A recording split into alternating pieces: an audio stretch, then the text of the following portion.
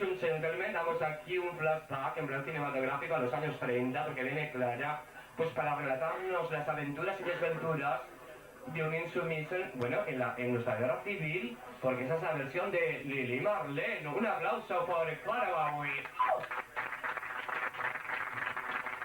Rojo para ella, negro para él. Esta canción está dedicado a todos los insumisos de nuestro país. Música, maestro.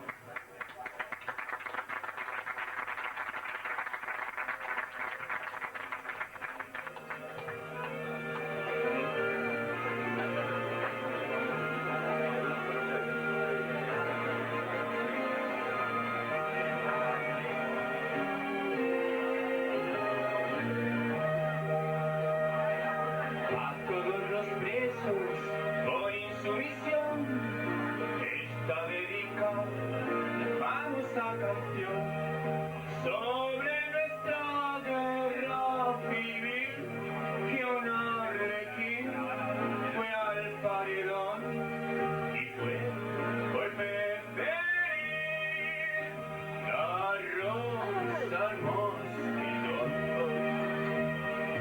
Fue llamado a filas, no se presentó y le declararon como desertor.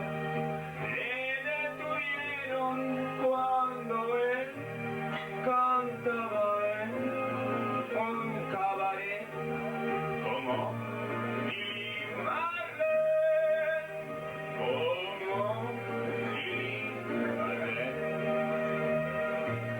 Estalló la guerra, qué contrariedad, porque él se hallaba en zona nacional.